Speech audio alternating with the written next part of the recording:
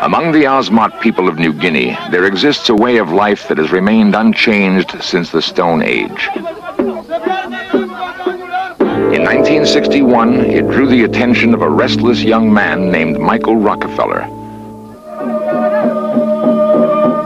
For the primitive Osmot tribes, life is a continual interaction of ghosts, spirits, and magic. Tribal warfare is commonplace and expected. Death must be met with revenge. Among these fierce Aboriginal men, Michael Rockefeller traveled to study and learn. In their midst, he disappeared and was never seen again.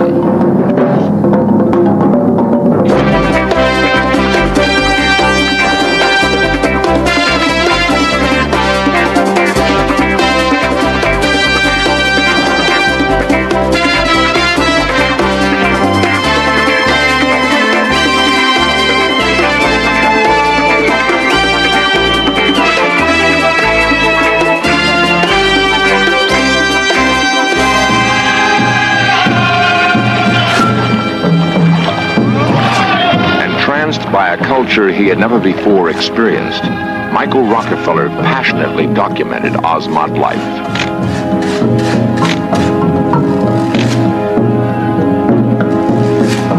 The Osmot was an adventure beyond his wildest dreams, yet one from which he would never return.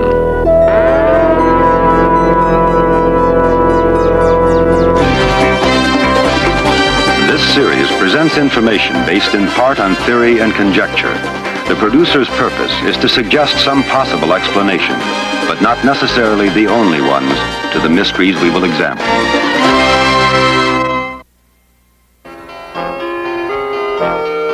Harvard University, June 1960. For Governor and Mrs. Nelson Rockefeller, it was a special, emotional moment. Their youngest son, Michael, had graduated with honors.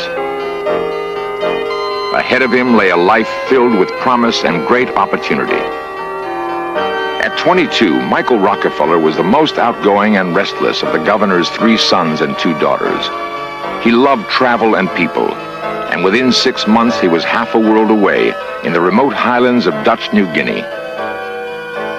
Michael had joined an anthropological expedition to study and record a Stone Age tribe called the Dani. Sensitive and enthusiastic, he took special pleasure in his work.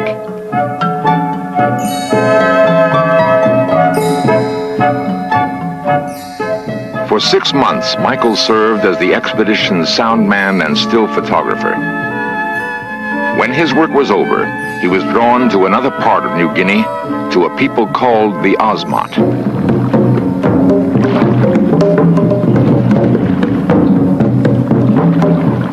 Along the coast and in the winding tidal rivers of southern New Guinea, the primitive Osmot tribes lived as they had since primeval times. Michael Rockefeller traveled throughout the region, fascinated by the Osmot culture and way of life. In his journal, Rockefeller wrote, "The Osmot is equal to my wildest dreams. It is a land of great winding rivers, jungle, and mud. Literally nothing else. The people have lived for centuries on little besides the pulp of the sago palm and fish. Some remote areas are still headhunting." A keen observer and gifted photographer, Michael carefully documented Osmot life.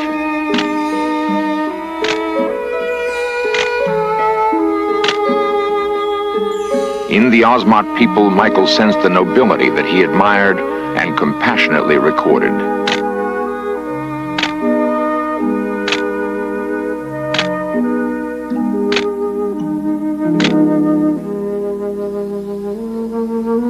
The word Osmot means tree people, and indeed Osmot culture depends almost totally on trees, for food, shelter, for their canoes, and for their art.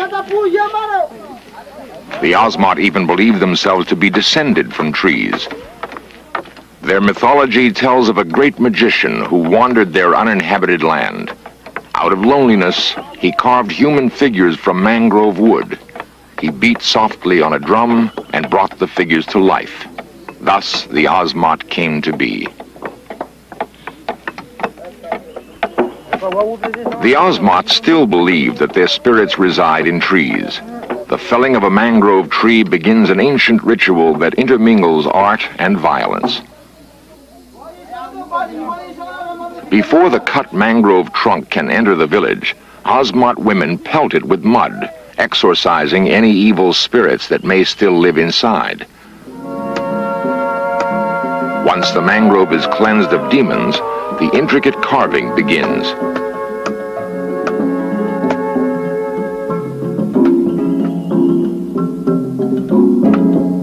Shaped into the head of dead ancestors and kinsmen, the carving becomes a vital link between the material and spiritual worlds. For the Ozmot, natural death does not exist. Only evil spirits and enemies account for the passing of life.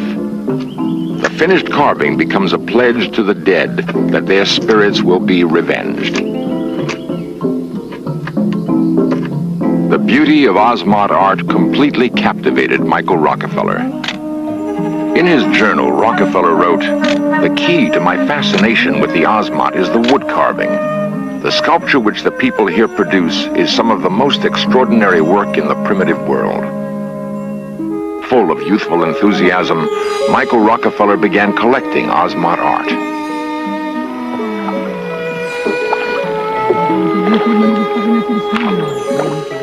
As he journeyed from village to village, Michael observed the subtle details of Ozmot life. He wrote, "The rowers placed little effort behind their strokes, allowing the outflowing tide to carry the prows easily along."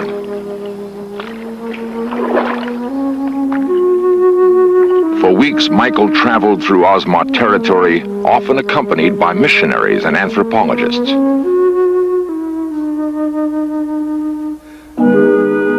Gradually, he began to amass a wide collection of carvings.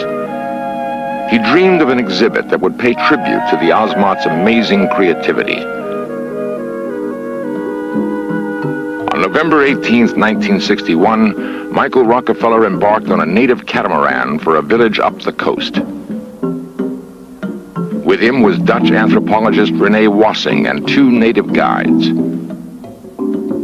The purpose of the trip was to pick up carvings for which Michael already had bartered. The makeshift catamaran was powered by only a single outboard motor. Michael had been warned of dangerous, unpredictable currents. At the mouth of the Islandan River, a massive tidal surge suddenly drowned the motor and capsized the boat.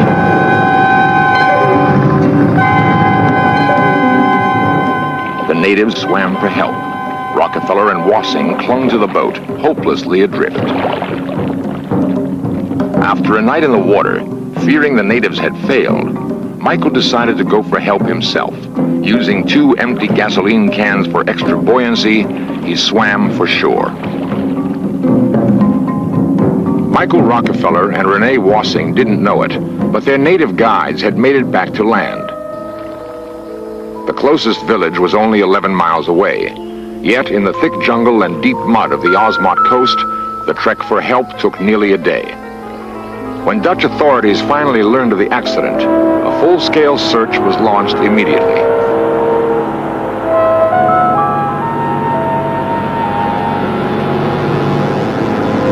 Searchers combed over coastal rivers and seemingly endless spans of dense jungle shoreline.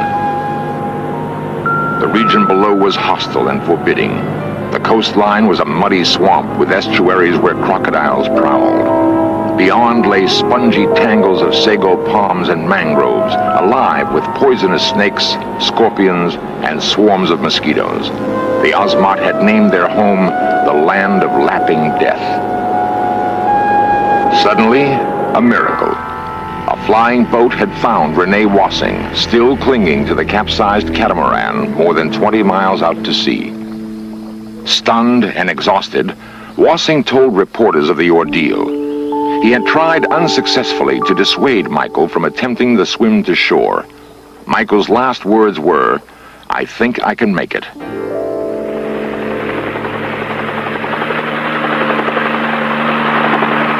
Now the massive search efforts concentrated on Michael.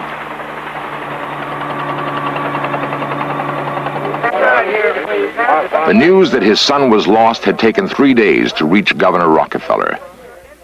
Stunned and disoriented, he tried his best to deal with an endless onslaught of questions. I'm headed out there.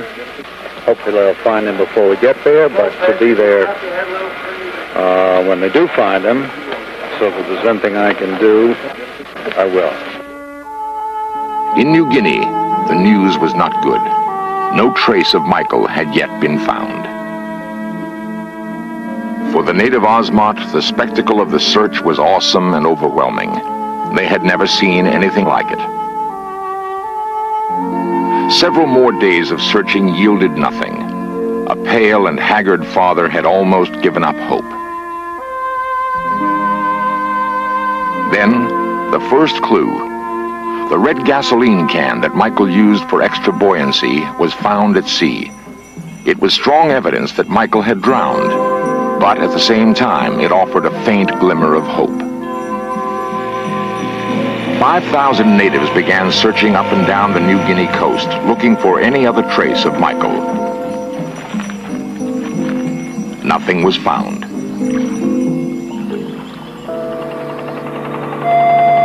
After nearly 2 weeks, the search for Michael Rockefeller was ended.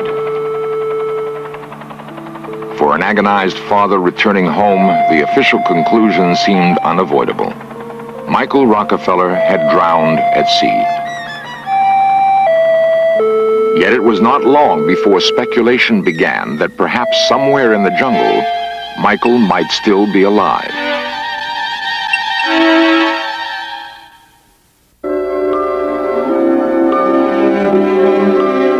New York City, 1968. 7 years after Michael Rockefeller's disappearance, one man was led to begin a personal search for the missing Rockefeller. Milt Macklin, a writer and magazine editor, was met in his office by a secretive man who would call himself only Donahue. Donahue told Macklin that several months before, on a tiny island called Kanapu, he had seen and talked with Michael Rockefeller. Intrigued with the story, Macklin made plans to go to New Guinea. Macklin's information from Donahue was sketchy, but he had decided to follow the difficult route. According to Donahue's story, Rockefeller was picked up by a native war party and taken by canoe on a 1,000-mile journey to the Trobriand Islands. As Macklin made his way through the jungle, he began to understand Michael's attraction to its primitive beauty.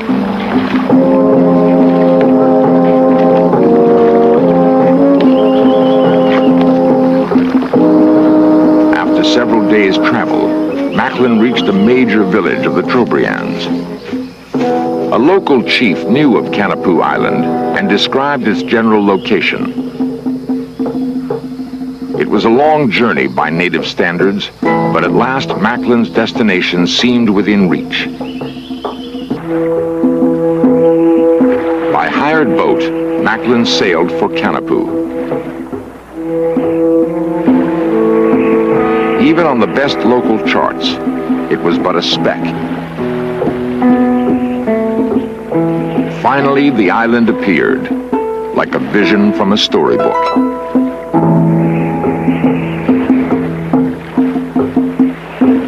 After a long and tiring journey, Milt Macklin approached his destination with hopeful expectation.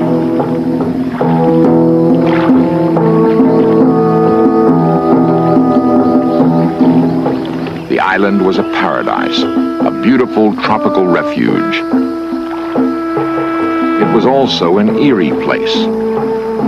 There were few signs of life.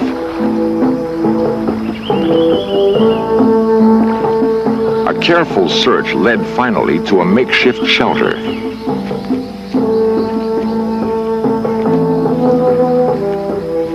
The hut was abandoned. There was no sign of Michael Rockefeller. Discouraged and disappointed, Milt Macklin gave up his Kanapu search.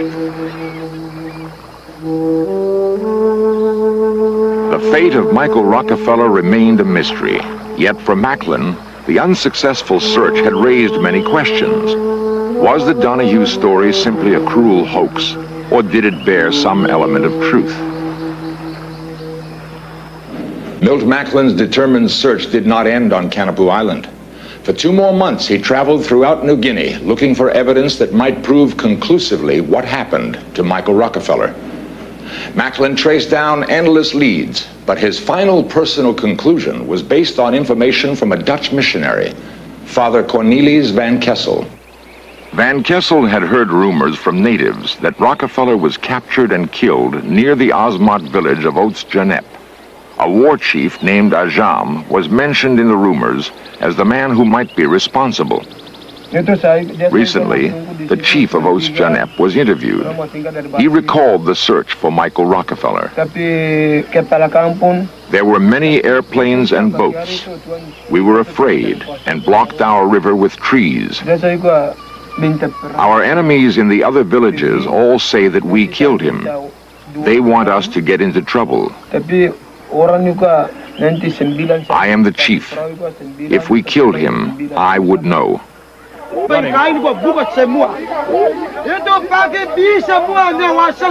The full and true story of Michael Rockefeller's disappearance may never be known. If the answer lies among the Osmot, a nearly impenetrable cultural curtain prevents a final solution. Yet, in the life of the Osmot, the age-old rites that once preceded tribal violence can still be witnessed. After the mangrove ancestor poles are carved, an elaborate ceremony begins in honor of the dead.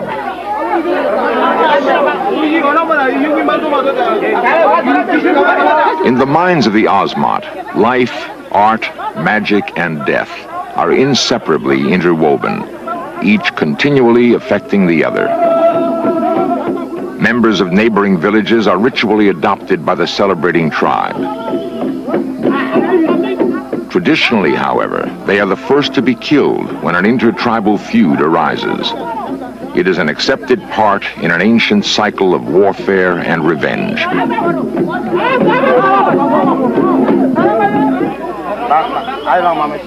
The ancestor ceremony climaxes when the poles are returned outside.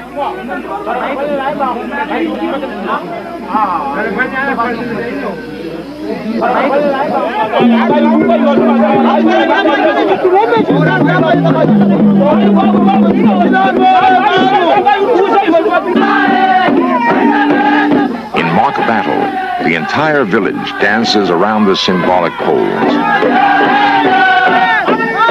Only a generation ago, the ceremony would have led to a revenge attack on a rival tribe. But headhunting has been outlawed. An age-old way of Osmot life has been brought to an end.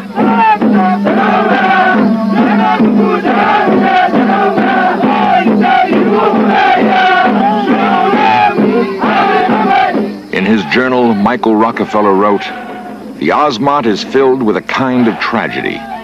They were a ferocious headhunting people, but now many villages are beginning to doubt the worth of their own culture.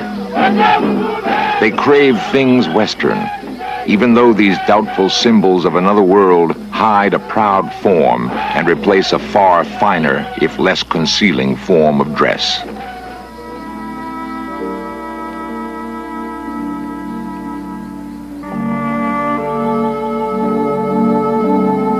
Perhaps Michael Rockefeller's dedication to the Osmot was part of a larger personal quest for self-understanding and universal values which could guide him through life. I'd like to just say a word about Michael himself. Ever since he was little, he's been very aware of people, their feelings, their thoughts. He's a person who has always loved people and been loved by people. He had a tremendous enthusiasm and drive, loved life, has always loved beauty in people, beauty in nature and beauty in art, whether it's painting or sculpture, and has been quite an artist himself. I think it's fair to say that he was never happier than he has been out there. Michael had one of the most exciting experiences of his life.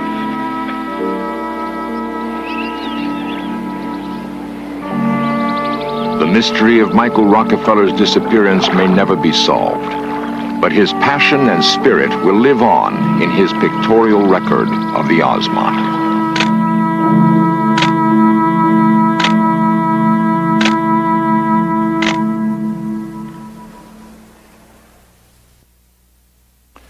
Before Michael Rockefeller traveled to New Guinea, he spoke of doing something romantic and adventurous at a time when frontiers, in the real sense of the word, were disappearing. Today, his tragic loss is underscored by the accelerating demise of the Ozmont people and their culture.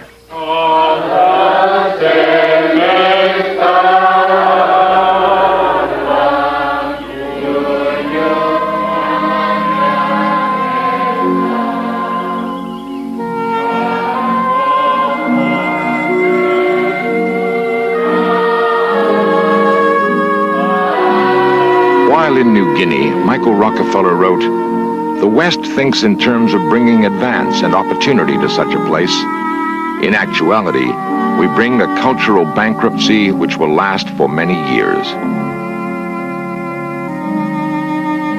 Tenuously, the Ozmont still hold on, among the last representatives of the beginning of humanity.